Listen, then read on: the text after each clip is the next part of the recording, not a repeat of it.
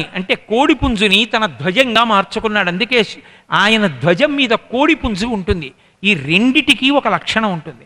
రెక్కలు ఉన్నవయ్యుండి కూసేటప్పుడు మెడ ఎత్తి కూసేటటువంటి లక్షణం ఉన్నటువంటివి ఈ రెండే, నెమలి కోడిపుంజు, ఈ రెండే కూస్తాయి.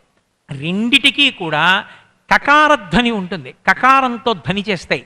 అందుకే నెమలి క్రాంఖణం చేస్తుంది, కోడిపుంజు కొక్కొక్కొక్కొక్కొక్కొక్కొ అంటుంది.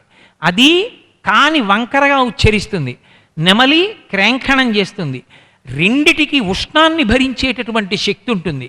రెండూ కూడా రెక్కలు కలిగినవై ఉంటాయి. కారణం ఏమిటంటే ఒక శూర పద్మాసుని యొక్క శరీరాలు. రెండూ కూడా కంఠమెత్తి కూస్తాయి. కూసేటప్పుడు మిగిలినవన్నీ ఎలా ఉన్నాయో అలాగే అరుస్తాయి. ఒక్క నెమలి కూసేటప్పుడు కంఠాన్ని ఇలా పైకెత్తి కూస్తుంది, క్రాంఖణం చేస్తుంది. కోడిపుంజు కూసేటప్పుడు ఏదో పురుగులు తింటూ కుయ్యదు, ఒక్కసారి తల పైకెత్తి కొక్కరో కో అని అరుస్తుంది. రెండూ కంఠమెత్తి అరిచేటటువంటి స్వభావంతో ఉంటాయి. ఆ రెండిటినీ తనకి వశం చేసుకుని మయూర వాహనుడయ్యాడు, కుక్కుట ధ్వజుడయ్యాడు. ఈ రెండిటి చేత తాను కాలాతీతుడనని ఒకనాడు ఆవిర్భవించాను తప్ప అంతక పూర్వం కూడా పరబ్రహ్మస్థితిలో కాలమునందున్నవాడే. ఆయన ఒకనాడు ఉండి ఒకనాడు లేనివాడు కాదు, ఎన్నడూ ఉండేటటువంటి వాడు. అందుకే 6 ముఖాలతో ఉంటాడు. ఆ 6 ముఖములు 6 ఋతువులకు నిదర్శనం. 6 ఋతువులు, ఒక్కొక్క ఋతువునందు 2 నెలలు ఉంటాయి. ఇప్పుడు చైత్రం వచ్చింది, చైత్ర వైశాఖ మాసములు వసంత ఋతువు. అలాగే జ్యేష్ఠ ఆషాఢ మాసములు వస్తాయి రేపు పొద్దున్న, ఓ ఋతువు. అలా వరుసగా ఋతువులు మారుతూ 12 నెలలు 2 నెలలు కలిపి ఒక్కొక్క ఋతువుగా మారుతుంటాయి. అలా మారుతూ వసంత ఋతువు, గ్రీష్మ ఋతువు, వర్ష ఋతువు, శరద్ ఋతువు, హేమంత ఋతువు, శిశిర ఋతువు, మళ్ళీ వచ్చేటప్పటికి వసంత ఋతువు, ఇలా 6 ఋతువులుగా ఉంటాయి. ఈ 6 ఋతువులు ఆయన యొక్క 6 ముఖములు. 6 ముఖములై ఉంటాయి. విచిత్రం ఏమిటంటే 6 ముఖములు ఉండి ఆయనకి 12 చేతులు ఉంటాయి. 12 చేతులు 12 నెలలకి ప్రమాణం. అందుకని ఒక సంవత్సరాన్ని ప్రమాణంగా తీసుకుని దేవతా కార్యాన్ని నిర్వహణ చేస్తారు. శారదా నవరాత్రులు ఆశ్వీజ మాసంలోనే ఎందుకు చెయ్యాలి? మొట్టమొదట వచ్చేటటువంటి చైత్రమాసంలో చెయ్యొచ్చుగా అమ్మవారి పూజ, మరి తీసుకెళ్ళి ఆశ్వీజ మాసంలో ఎందుకు పెడతారు? అంటే సంవత్సరాన్నంతటినీ కలిపి ఒక రోజు ప్రమాణంగా చూసేటటువంటి ఆచారం ఒకటి ఉన్నది. ఒక సంవత్సరాన్ని ఒక రోజుగా చూస్తారు. అలా చూసినప్పుడు ఉత్తరాయణం అంతా పగలు, దక్షిణాయనం అంతా చీకటి. 6 నెలలు చీకటి, 6 నెలలు పగలు. ఇందులో ఆశ్వీజ మాసం ఒక రోజు ఎందు బ్రహ్మముహూర్త సమయం, అంటే తెల్లవారుజామున 3:30-4 గంటల సమయం. అది కేవలం పరమేశ్వరారాధనకి తప్ప ఇక దేనికి ఉపయోగపడకూడదు. ప్రాతకాలంలో దుర్గాభవానిని అర్చిస్తే తమోగుణం విరిగిపోయి ఆవలింతలపోయి రజోగుణాన్ని గెలిచి భగవంతుని దగ్గర కూర్చుని పూజించగలిగిన సత్వగుణం అంకురిస్తుంది. అందుకే శారదా నవరాత్రుల్లో ఆశ్వీజ మాసంలో అమ్మవారి యొక్క ఆరాధన చేయిస్తారు తప్ప ఏ ఇతరమైనటువంటి ఆరాధన ఉండదు. అన్ని చోట్ల దేవీ నవరాత్రులు అంటూ చేయడానికి కారణం అదే. కాబట్టి సంవత్సరాన్ని ప్రమాణంగా తీసుకునేటటువంటి సంప్రదాయం ఒకటి ఉంది. కాబట్టి సంవత్సరంలో ఉండేటటువంటి 12 నెలలు ఆయన యొక్క ముఖములు. నెమలి పింఛాన్ని విప్పుతుంది. ఆ పింఛాన్ని విప్పినప్పుడు ఈకలు రకరకాల రంగులలో ఆ పింఛం విచ్చుకుంటుంది. కాలము ఒకటే స్వరూపంగా ఉన్న 6 ఋతువులలో ప్రకృతి యందు మార్పులుగా విచ్చుకుంటుంది. ఇప్పుడు వసంత ఋతువు వచ్చిందనుకోండి, చైత్ర శ్రీమాన్ ఇయం మాసః పుణ్యః పుష్పితకానన యవ్వరాజ్యాయ రామస్య సర్వం మే ఓపకల్ప్యతాం అంటారు రామాయణంలో. చైత్రమాసం వస్తే అరణ్యాల్లోకి వెడితే అరణ్యములన్నీ పుష్పించి ఉంటాయి. డెహ్రాడూన్ లాంటి ప్రాంతాల్లో ఈ చైత్ర వైశాఖ మాసాల్లో అరణ్యాల్లోకి వెడితే ఆకాశాన్ని చుంబిస్తున్నాయా అన్నట్టుగా ఉంటాయి వృక్షాలు. రకరకాలైనటువంటి పువ్వులు పూసి ఎక్కడ చూసినా రహదారుల పక్కన కూడా పెద్ద పెద్ద చెట్లు, పెద్ద పెద్ద పువ్వులతో, గంగానది పరివాహ ప్రాంతాలతోటి ఎంత సుసంపన్నంగా ఎంత శోభస్కరంగా ఉంటాయో. అంతవరకెందుకు, మా తూర్పుగోదావరి జిల్లాలో కాకినాడ నుంచి మారేడుమిల్లి మీదిగా భద్రాచలానికి వెడితే ఈ ఋతువులో తెల్లవారుజామున వెడుతున్నప్పుడు చాలాసేపు కార్లు ఆపేస్తారు. ఆపేసి అద్దాలు వేసేసుకుని లోపల కూర్చుంటారు. ఎందుకని అంటే తెల్లవారుజామున వికసించినటువంటి పువ్వులలో ఉన్న మకరందం తాగడానికి కొన్ని లక్షల తుమ్మెదలు వచ్చేస్తాయి. వచ్చేసి ఆ పువ్వులలో ఉన్న మకరందం అంతా తాగేస్తాయి. తాగేసి కొద్దిగా చీకటి విడుస్తోంది, తెలతెలవారుతోందనగా ఆ కొండ ప్రాంతాల్లో ఉన్న ఒకే ఒక్క రహదారిలో ఆ వస్తున్నటువంటి వాహనాల దీపాలకి అడ్డంగా వెళ్ళిపోతాయి. వెళ్ళిపోతే రెక్కలతో ఎన్ని వేల తుమ్మెదలో కప్పేస్తాయి. కప్పేస్తే ఇంకా దారి కనపడదు. వెడితే తుమ్మెదలు పడిపోతాయని కారులు ఆపేస్తారు. ఆ తుమ్మెదలన్నీ వచ్చి సూర్యోదయం అయిన తర్వాత మళ్ళీ అరణ్యంలోకి వెళ్ళిపోతాయి. అప్పుడు చూడాలి, అసలు వనం యొక్క సౌందర్యం చూడాలి. చైత్ర వైశాఖ మాసాలలో వనాల యొక్క సౌందర్యం అలా ఉంటుంది. ఏ దేవాలయాల్లో చూడండి కళ్యాణాలు జరుగుతాయి, ఎక్కడ చూడండి ఉపనయన వివాహాది శుభకార్యాలు జరుగుతాయి. చైత్ర వైశాఖ మాసములంతా ఒక అందం ఉంటుంది. ఆ తరువాత వచ్చేటటువంటిది చైత్ర వైశాఖములైపోతే జ్యేష్ఠ ఆషాఢ మాసములు. ఆ రెండు వచ్చేటప్పటికి గ్రీష్మ ఋతువు, విపరీతమైనటువంటి వేడి. ఆఖరికి చెట్లు కూడా శోషించిపోయాయా అన్నట్లుగా ఆకులిలా వాల్చేసి నిలబడి ఉంటాయి.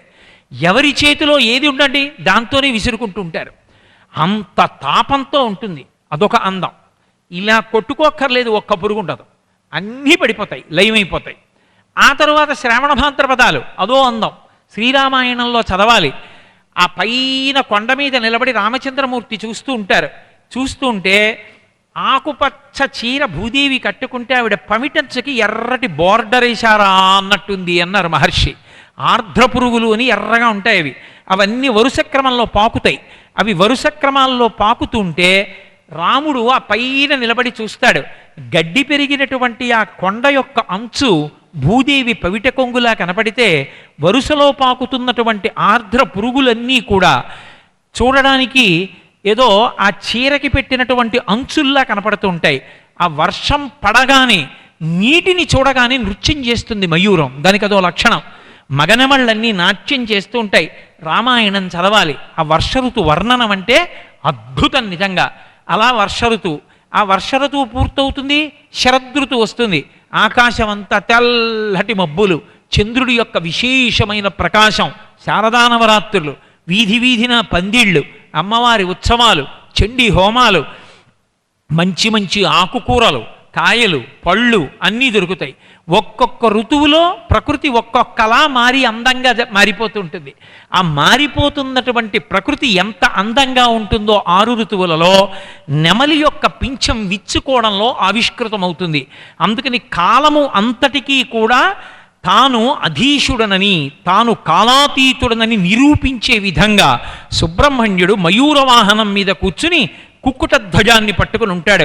అటువంటి సుబ్రహ్మణ్యుడు, అటువంటి పరమాత్మ ఆ శూరపద్మాసురుణ్ణి, సింహవక్త్రుణ్ణి, భానుకోపుణ్ణి, తారకాసురుణ్ణి, ఈ రాక్షసులందరినీ సంహారం చేశాడు.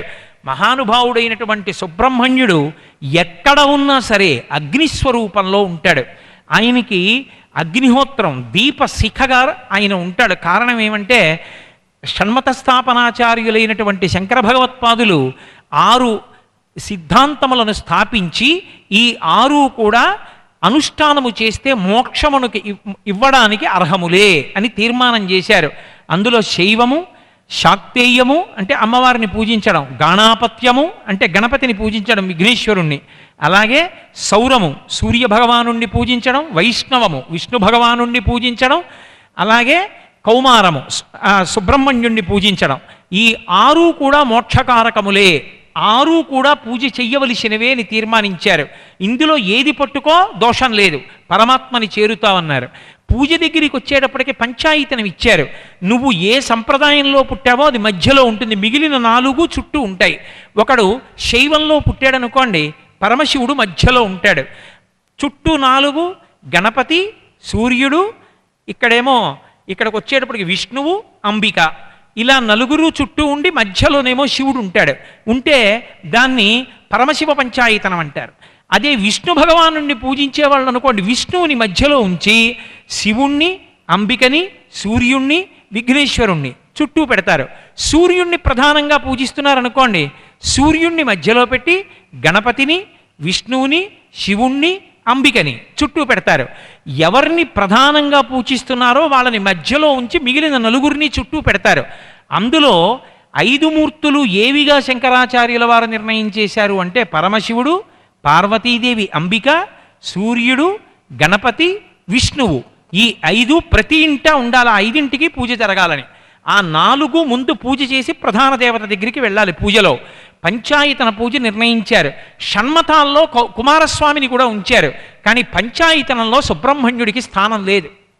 సుబ్రహ్మణ్యేశ్వర స్వామి వారి మూర్తిని ఉంచలేదు. సుబ్రహ్మణ్యేశ్వర స్వామి వారి మూర్తికి పూజ శంకరాచార్యుల వారు చెప్పలేదు. మరి సుబ్రహ్మణ్యేశ్వర స్వామి వారి మూర్తికి స్థానం ఎందుకు కల్పించలేదు శంకర భగవత్పాదులు? అక్కడ షణ్మతాల్లోనేమో కౌమారము సుబ్రహ్మణ్యుణ్ణి పూజ చేస్తే మోక్షం వస్తుంది, ఆయన్ని పూజించవలసిందే అన్నారు. పంచాయతన పూజ దగ్గరికి వచ్చేటప్పటికీ సుబ్రహ్మణ్యుడికి విగ్రహాన్ని పెట్టవలసిన అవసరం లేదని తీసేశారు. మరి ఎందుకు తీసేశారు? ఎందుకు పెట్టాలా సుబ్రహ్మణ్యుణ్ణి అంటే ఒక్కటే కారణం, సుబ్రహ్మణ్యుణ్ణి ప్రత్యేకంగా మూర్తిని ఉంచి పూజించకుండానే మనం పూజిస్తాం. ఎలా పూజిస్తామంటే ఆయన ఎక్కడ ఉన్నా సరే దీపశిఖా రూపంలో అగ్నిహోత్రంగా ఉంటాడు. అసలు మొదటి పూజ ఎక్కడ మొదలవుతుందంటే సుబ్రహ్మణ్యారాధనతోనే పూర్తవుతుంది. దీపం వెలిగించి కదా పూజ మొదలెడతాం. దీపం వెలిగించామంటే అగ్నిశిఖ పైకి వెలిగింది అంటే సుబ్రహ్మణ్యుడి ఆరాధనంతో మొదలు. అందుకే దీపపు సమ్మెని విడిచిపెట్టరు, దాని మీద అక్షతలో పువ్వులో పసుపో కుంకుమో వేస్తారు. పూజ చివరిలో దేంతో పూర్తవుతుంది? నీరాజనంతో పూర్తవుతుంది. మళ్ళీ జ్వాల భగవానుడి చుట్టూ తిప్పి మనం దాన్నే కళ్ళకద్దుకుంటాం. అసలు వైదిక మతం అంతా దేని మీద నిలబడింది? యజ్ఞయాగాదుల వలన నిలబడింది.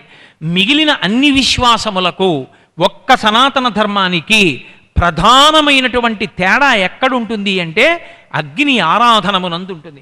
అగ్ని మీళే పురోహితం అని అగ్ని సంబంధమైన మంత్రమే మొట్టమొదట ఉంటుంది. యజ్ఞయాగాది క్రతువులు అగ్నిహోత్రమునందు హవిస్సుని సమర్పించడం, హవ్యవాహనుడై అగ్నిహోత్రుడు హవ్యస్సుని పట్టుకెళ్ళి దేవతలకి అందించడం ఏ ఇతర విశ్వాసముల యందు లేదు.